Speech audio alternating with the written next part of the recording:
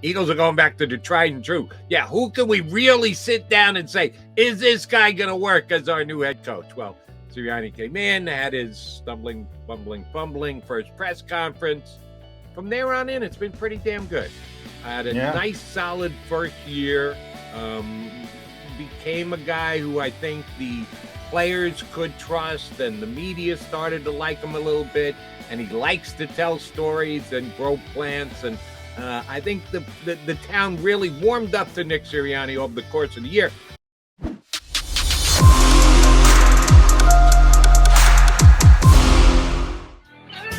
And a good morning, Birds fans. It's another countdown day here on Birds 365. We're getting that much closer to the start of the 2022 season for the Philadelphia Eagles. You got John McMullen and Jody McDonald hanging with you for the next 2 hours. We've got two good guests scheduled to join. We'll give you the details on that in just a couple. J-Mac, it's going to be a hot one. When you got out with the dog this morning, did you say to yourself, damn, I'm going to be standing outside in this heat next week when the Eagles actually get it underway for 2022? I actually said I'm glad the Eagles didn't start this week, but it looks like there's 8-9 days. So yeah, I'm gonna be stuck in the muck, so to speak, Jody McDonald. So I'll truly be day to day at that point. And we'll actually have to cut the Eagles some slack because, every once in a while I give them a hard time because they bought into this less is more philosophy of not putting in tough times and or activities to get ready for a season. But damn, they're going to stay healthy. Can't get hurt standing around. Oh, you can if it's 100 degrees. And it may well be for one of these upcoming workout days the Eagle have, but yeah, you can't knock them when you hit triple digits and they're not putting in extra work. No one should be. But good luck to you outside. I'll be right here in the comfort climbed inside attitude of Birds 365. Yeah, I'm hot right now inside, so that's not a good sign, Jody. You gotta crank the AC there a little bit. I got it. Is the wife telling you turn down that AC? Oh, the wife wants it unspeakably cold. I'm the only person in the world who I step outside, I'm overheated. The minute I step inside, I'm freezing. Only person in the world. That's all right. That's a good thing. My wife would score points if that were her attitude. I'd love to have the AC cranked myself as well. All right, J-Mac, here's where I want to start today. A couple different guys, media members, your pals who you cover the Birds with, have tried to set the table for Nick Sirianni for the start of the season. This way that the Eagles go about their practice is going to be the way it's going to be. The players they've added, the different look to the roster, we're going to ferret out over time. But a head coach is starting his second year. Last year when Nick Sirianni was hired, nobody knew diddly about Nick Sirianni in this town. Yeah. It was Frank off Reich, the radar, to say the least. Exactly. Frank Reich's right-hand man who hadn't made major NFL waves. And there was a little fear that it's Jeffrey Lurie again, not wanting to step out of his comfort zone and hire someone that he had a tie to, and that tie was Frank Reich, which was Doug Peterson, and Doug Peterson got the job because he had his tie to Andy Reich. The only time they've stepped out of their comfort zone was Chip Kelly, and we know how that ended. So, the Eagles are going back to the tried and true. Yeah, who can we really sit down and say, is this guy going to work as our new head coach? Well, Sirianni came in, had his stumbling, bumbling, fumbling first press conference. From there on in, it's been pretty damn good. I had a nice, solid first year. Became a guy who I think the players could trust, and the media started to like him a little bit. And he likes to tell stories and grow plants. And I think the town really warmed up to Nick Sirianni over the course of the year, and they should have, because not too many people, yours truly included, thought the Eagles would be a playoff team in Nick Sirianni's first year, and they were just that. What does he do for an encore, Johnny Mac? Yeah, I mean, it's tougher when the expectations are raised. I think, the Eagles are really good, and I talked about it this year with Jalen Hurts. They're really good at making people forget about what they actually wanted They didn't want Nick Sirianni to be the head coach. I mean, remember they got a late start in the process because they were hemming and hawing with Doug Peterson. They were going back and forth, and Doug finally put his foot down and said, "No, I'm gonna need Press Taylor. I'm gonna need Matt Burke. I'm gonna need Corey Undlin. And if not, I don't want to be the coach." So they got a late start. I think people forget that. They were on the same train as everybody else. They wanted Arthur Smith. They wanted Robert Saleh. They were too late in the process. They actually got those guys to take interviews. Brandon Staley, they didn't even get to take an interview. So the other guy they were interested in, that would have been interesting to have Brandon's. I don't think Jonathan Gannon. I always say, they were going to hire Jonathan Gannon. Would have been interesting if they hired Brandon Staley for the reason they're best friends, but they're also both defensive minded. So you become less important if the head coach is a defensive guy. But the Eagles probably were never going to. I'm going down a wormhole. They were probably never going to hire a defensive guy, but they wanted to interview him. Josh McDaniels didn't offer him the job, but Howie Roseman recommended they hire Josh McDaniels, and that was, his thought process. I don't think that would have worked. Did I give Jeffrey Lurie credit for putting the kibosh on that? I just don't think those two personalities would have gotten along. Maybe for a short term would have been fine, but I think ultimately they would have butted heads. And I think he was going to keep interviewing people and interviewing people and interviewing people until he got somebody they liked better than Josh McDaniels. And that happened to be Nick Sirianni, who won them over. And yeah, I do think part of it is at some point, I think they interviewed 10 different people. At some point, you put your hands up and call Andy Reid or Frank Reich and say, all right, what should we do? And that's sort of how they landed on Nick Sirianni. Again, sometimes it's better to be lucky than good. To me, he was the best rookie head coach. I don't want Arthur Smith here. Look, he doesn't have a lot of talent, but I think you saw week 1 last season, the difference right off the bat. I'm not high on him at all. Robert Saleh, you probably know better than me, Jody, but I'm not thrilled with Robert Saleh. Now, there's a process in this. Obviously, the Jets have to add talent, and, maybe Zach Wilson turns the corner, but I wasn't overly impressed with him. The Eagles were supposed to stink too last year, and they didn't stink. Now, they didn't beat good teams. We know that. You can be honest about that, but they beat teams they were supposed to beat, and that's half the battle in the NFL. I thought he did a very good job as a rookie head coach. Everybody learns on the job. Everybody, we've been using that term a lot this week. Startup costs, same thing with coaches. You make a ton of mistakes. He learned from his mistakes in season, which I think is a big check mark in his column. A lot of guys can step back after the season and go, ooh, I made a mistake here. He was able to adjust in season in numerous ways. I thought that was a real positive. People like him. He communicates well. Jeffrey Lurie talks about emotional intelligence. I like to roll my eyes when he says stuff like that, but it's real.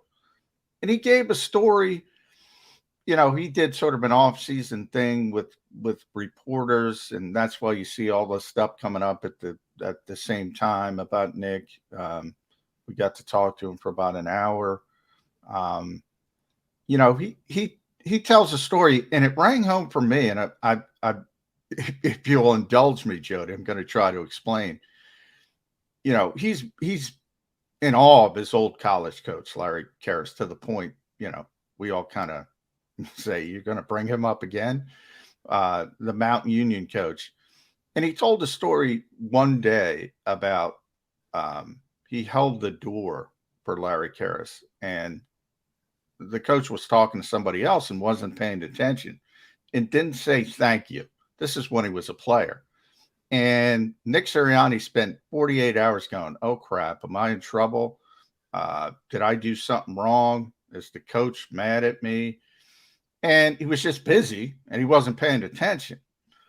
But he recognized from that all eyes are on him from number one, from quarterback, from Jalen Hurts down to the 53rd, down to the 90th guy on the offseason roster. And he tries to connect with all of them. And he realizes that the way he acts towards those players might mean something. And it might, he might be busy and he might be doing something else, but he realizes and he tries to engage in everybody. And I go back to Chip Kelly. I don't give a rat's ass about if a coach calls my name. Nick does that trick. I call it the Joe Torre trick. If he says, "Hey Jody," and some people are enamored by that, I don't give a flying you know what about that kind of stuff. However, I do remember Chip Kelly, and those were the days we were allowed in the NovaCare complex. And if you were walking down the same hall as Chip Kelly, he would not acknowledge you. I mean, his head would go down. He wouldn't make eye contact. Nothing. He just did not have an emotional connection with people. Forget about reporters, players, people. He's kind of a weirdo, to be honest. And Doug Peterson got the job, and I told this story numerous times. And Ed Bankin, our old buddy from KYW and WIP, was walking with me down the hall of the NovaCare complex. And this is like a couple days after Doug got hired, or first training camp. I forget the timing. And he's walking down the hall, and I'm expecting Chip Kelly. I'm expecting to walk right by. He's like, "How you doing, guys?" Talking us up. I'm going, "Oh, I get what Jeffrey Lurie's talking about, emotional intelligence with Doug Peterson." Nick has that. Nick has that ability to connect with people. And more than that, he understands in his position. And he gave that example with Larry Karras at Mount Union. People are going to react. Even if he's not cognizant, people are going to react. People are going to look at him, his players. And he's very savvy and very aware of that kind of stuff. Little things like that make a big difference when you're in a position of leadership. And good on you, John, in that you say not necessary, but it's also not hard. And if No, Doug Peterson can do it, and Nick Sirianni can do it, and Chip Kelly couldn't, so be it. But you have to have that connection with your players if you want your players to go out and overachieve for you and get the job done for you. Yeah, they're self-motivated, but it's never a bad idea to add a little motivation on top of that. And I do believe Nick Sirianni was successful in that way last year. And here's the reason why I asked the question. And again, Eagle fans, this is Jody McDonald, not suggesting this is going to happen. I will take one stand. I'm not projecting it to happen. I'm just pointing it out that it's a possibility to happen. There is such a thing as regression. We always think that the next year is going to be better, that every player is going to get better every single year. We realize that Father Time at some point is going to catch up to some guys, and they're just not going to be as good in the following year.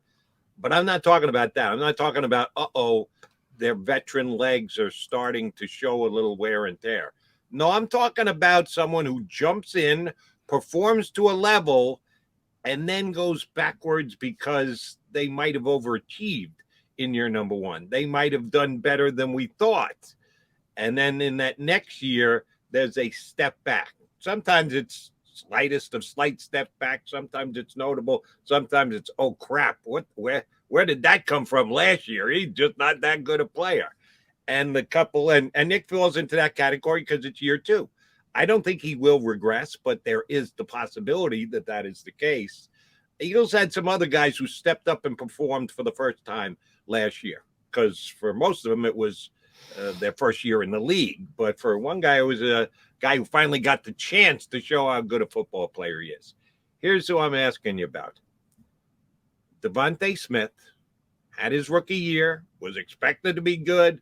900 and change yard, almost 1,000 yard. Had to step in as wide receiver one. Rookies shouldn't be asked to do that. He did last year. He's not going to be asked to do it this year.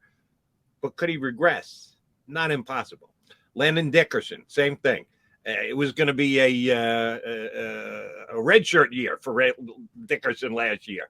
Didn't start the training He was a camp. luxury pick, like Cam Jurgens. Exactly right. And damn if they had to lean on, and damn if he didn't answer the bell and step in and do an outstanding job. Is there a possibility that here in year two, he could actually take a step backwards? Not impossible. You can't tell me that it's impossible. Kenny Gainwell wasn't overly used last year, but a day 3 pick who came in and did some nice things for the Eagles. Yeah, they were a running back by committee team, and he just held down his role in the committee. But could he actually, if called upon and asked to do more this year, actually do less?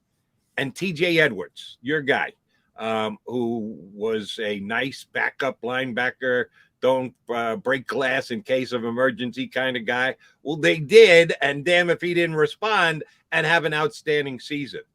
Sirianni, Gainwell, TJ Edwards, Devontae Smith, Landon Dickerson. That's 5 guys who got their first chance to prove their worth last year. Of those 5, which one do you think is most likely to take a step in regression?